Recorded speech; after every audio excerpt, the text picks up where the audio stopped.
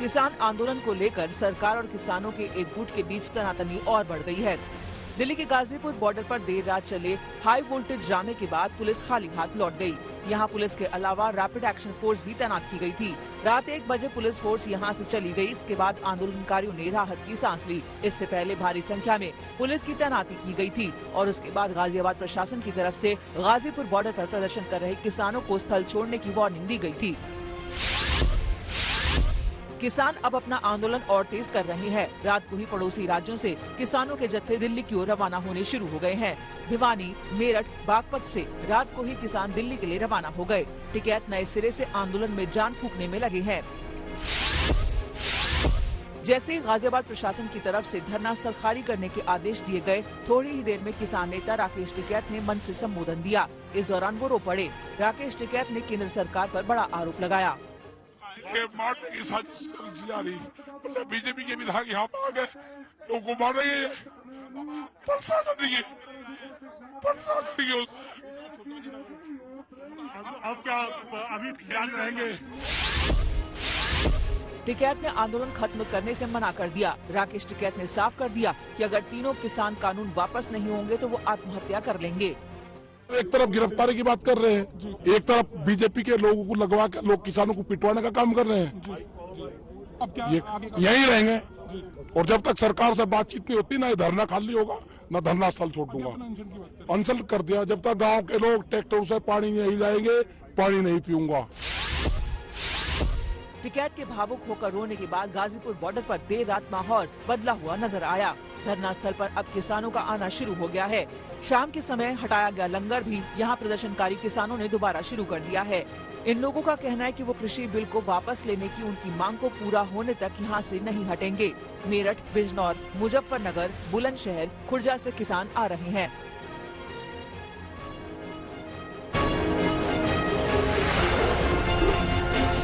उधर मुजफ्फरनगर में भी किसान आंदोलन को लेकर गहमा गहमी है। यहां कल महापंचायत में आंदोलन जारी रखने का फैसला हुआ था। आज एक बार फिर यहां सरकारी कॉलेज परिसर में महापंचायत होगी। बीकेयू के अध्यक्ष नरेश टिकैत का कहना है कि आंदोलन को आगे बढ़ाया जाएगा। कानून पर इतना विश्वास नहीं करते होगा, कुछ है कोई अगनार के एक तो तलवार खड़े ढाई रखी गए न मारी तो जांच होगी, जिस गिरफ्तारी होगी भाई दोनों बात होती। इसमें किसी की कोई सुलह मशवरा नहीं है। सुन जाओ, किसी की कोई सुलह मशवरा नहीं। कल को सुबह ही मुजफ्फरनगर का राष्ट्रीय मैदान है, जो राष्ट्रीय इंटर कॉलेज का है, राजकीय इंटर कॉलेज का, उसमें जो कुछ भी बात होगी, व्यवस्था बिगड़ो सुधरो, हमारी जिम्मेदारी मुझे नहीं करके वहाँ चलना।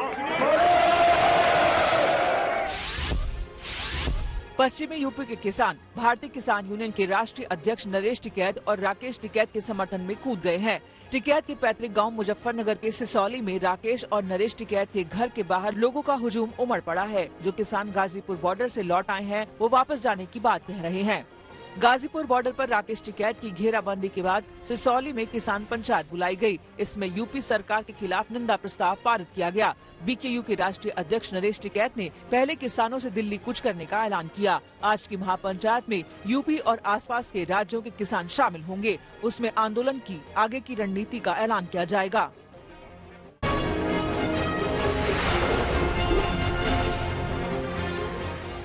किसान आंदोलन के खिलाफ अब जनता बोलने लगी है। गुरुवार को 3 जगह प्रदर्शन हुए। गाजीपुर में हाथ में तिरंगा झंडा लिए कुछ स्थानीय लोग गाजीपुर बॉर्डर पहुंचे और किसानों का विरोध किया। इसी तरह प्रदर्शनकारियों और पब्लिक के बीच आमना सामना सिंघू बॉर्डर पर भी देखने को मिला। एक तरफ जनता थी तो दूसरी तरफ 2 महीने से आंदोलन कर रहे प्रदर्शनकारी। आंदोलन करने वाले कृषि कानून वापस चाहते हैं। जनता ये रास्ता खाली कराना चाहती है। दिल्ली से 77 किलोमीटर दूर रेवाड़ी के हाईवे पर भी विरोध हुआ। 20 गाँव ने पंचायत करके पुलिस के माध्यम से धरने की जगह खाली कराने का अल्टीमेटम दे दिया है।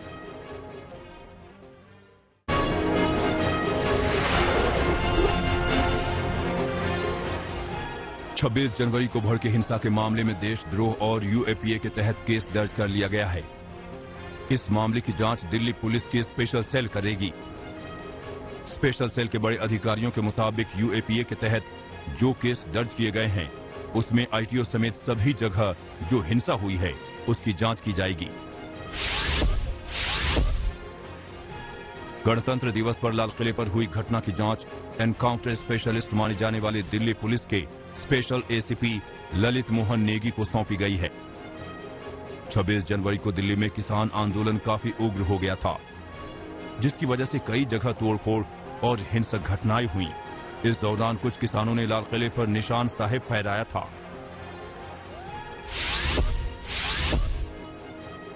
गणतंत्र दिवस पर हुई हिंसा के मामले में पुलिस ने 33 एफआईआर दर्ज की हैं, जिसमें 37 किसान नेताओं के नाम हैं। एफआईआर में हत्या की कोशिश, डकैती की धाराएं लगाई गई हैं। केस दर्ज होने के बाद आरोपी नेताओं के खिलाफ लुकआउट नोटिस जारी किया गया है। साथ ही इन नेताओं का पासपोर्ट भी जब्त किया जाएगा। किसान नेताओं के खिलाफ लुकआउट नोटिस जारी करने को लेकर पंजाब के सीएम कैप्टन अमरिंदर सिंह ने केंद्र पर हमला बोला है। अमरिंदर सिंह ने कहा कि 26 जनवरी की हिंसा की आड़ में दिल्ली पुलिस किसान नेताओं को परेशान कर रही है, जो सही नहीं है। कांग्रेस नेता राहुल गांधी ने एक बार फिर किसानों के आंदोलन का समर्थन किया है। राहुल गांधी ने ट्वीट में लिखा, ये समय एक साइड चुनने का है। मेरा फैसला साफ है। मैं लोकतंत्र के साथ हूं। मैं किसानों और उनके शांतिपूर्ण आंदोलन के साथ हूं। किसानों की ट्रैक्टर परेड में हिंसा के बाद बिगड़ते हालात को देखते हुए अमित शाह ने गृह मंत्रालय में अधिकारियों के साथ बैठक की। इस बैठक में खुफिया विभाग और दिल्ली पुलिस के आला अधिकारी मौजूद रहे। बैठक में अमित शाह ने कानून व्यवस्था पर चर्चा की और अधिकारियों को आगे की कार्रवाई का निर्देश दिया। किसानों का आंदोलन खत्म कराने की कोशिश के बीच हरियाणा सरकार भी अलर्ट पर है। हरियाणा सरकार ने सोनीपत, पलवल और झज्जर जिलों में इंटरनेट सेवाओं पर लगी रोक आज शाम 5 बजे तक बढ़ा दी है। किसी तरह की गड़बड़ी की आशंका को देखते हुए सरकार की ओर से यह कदम उठाया गया है।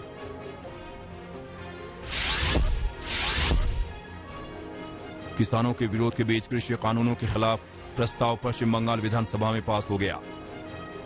केंद्रीय कृषि कानूनों को रद्द किए जाने की मांग को लेकर ममता सरकार ने विधानसभा में प्रस्ताव रखा। सदन में भारी हंगामे के बाद बीजेपी विधायकों ने वॉकआउट कर दिया। इसके बाद पश्चिम बंगाल विधानसभा ने तीनों कृषि कानूनों के खिलाफ प्रस्ताव पारित कर दिया।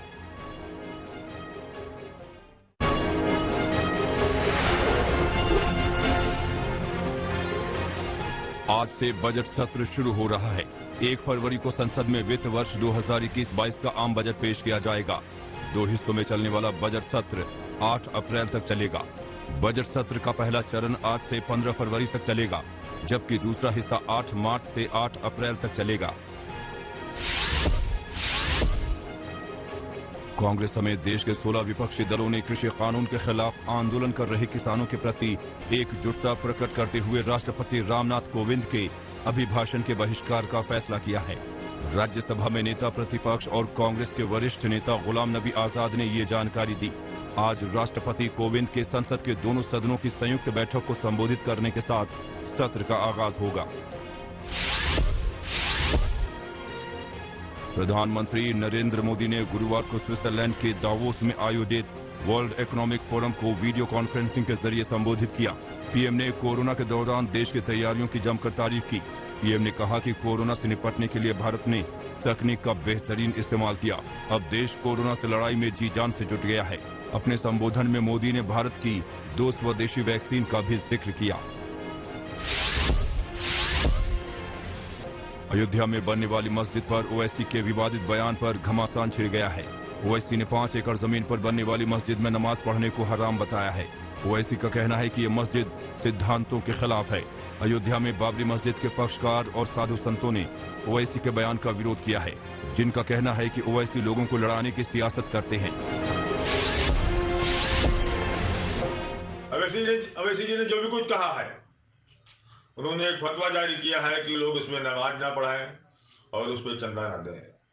कौन को चाहिए कि उनकी बात का ध्यान बिल्कुल ना दे, क्योंकि सुप्रीम कोर्ट ने जो आदेश कर दिया है, 5 एकड़ जमीन दिया है, उस पर काम जो है हो रहा है, उस पर जो है काम होने दें। क्योंकि हिंदू और मुसलमानों का एक मुकदमा रहा, वो खत्म हो चुका है। अब हिंदू मुसलमानों में एकता है और हिंदू मुसलमानों में एक अमन और चैन की बात हो रही है, विकास की बात हो रही है, रोजगार की बात हो रही है। पश्चिम बंगाल की सियासत में भगवान राम को लेकर खींचतान जारी है। हुबली की रैली में शुभेंदु अधिकारी ने ममता पर तंज कसा। शुभेंदु ने कहा कि ममता को राम नाम से ऐसे ही डर लग रहा है जैसे भूतों को लगता है। ममता बनर्जी सुभाष चंद्र बोस जयंती पर आयोजित पराक्रम दिवस पर लगे जय श्री राम के नारों पर भड़क गई थी, जिसके बाद से बीजेपी नेता लगातार ममता पर निशाना साध रहे हैं। कांग्रेस और लेफ्ट पार्टियों के बीच पश्चिम बंगाल की 193 सीटों का बंटवारा हो गया है। इन 193 सीटों में से 101 सीटों पर लेफ्ट पार्टियां और 92 सीटों पर कांग्रेस चुनाव लड़ेगी। प्रदेश की बाकी सीटों पर फैसला अगली बैठक में किया जाएगा। आम आदमी पार्टी विधायक सोमनाथ भारती को दिल्ली के राउज एवेन्यू कोर्ट से राहत मिली है। कोर्ट ने सोमनाथ भारती की सजा निलंबित करने का फैसला किया है। सोमनाथ भारती फिलहाल मालवीय नगर से विधायक बने रहेंगे। पिछले दिनों सोमनाथ भारती को एम्स के सिक्योरिटी गार्ड से मारपीट के मामले में 2 साल की सजा सुनाई गई थी। 2 साल की सजा के चलते सोमनाथ भारती की विधायकी चली गई थी और मालवीय नगर सीट खाली हो गई थी। अब क्योंकि निलंबन के बाद सोमनाथ भारती फिर मालवीय नगर के विधायक बन गए हैं। बिहार में ओवैसी के पार्टी के 5 विधायक मुख्यमंत्री नीतीश कुमार से मुलाकात की। बिहार AIMIM अध्यक्ष अख्तरुल इमाम के मुताबिक क्षेत्र के विकास को लेकर मुख्यमंत्री से मुलाकात हुई। 5 विधायक के साथ संसदीय मंत्री विजय कुमार चौधरी भी मौजूद थे। इस मुलाकात को लेकर कई तरह की अटकलें लगाई जा रही हैं। कुछ दिन पहले BSP के एकमात्र विधायक ने JDU का दामन थामा था। आज विजय चौक पर बेटरिंग रिट्रीट का कार्यक्रम होना है, जो कि गणतंत्र दिवस का हिस्सा होता है, जिसे लेकर ट्रैफिक पुलिस की ओर से एडवाइजरी जारी की गई है। दोपहर 2 बजे से रात 9:30 बजे तक विजय चौक को आम लोगों के लिए बंद किया जाएगा। आम जनता से राष्ट्रपति भवन के आसपास के रूट पर न जाने को कहा गया है। वहीं रेल भवन, उद्योग भवन, सचिवालय, मेट्रो स्टेशन के दरवाजे दोपहर 2 बजे से 6:30 बजे तक बंद रहेंगे।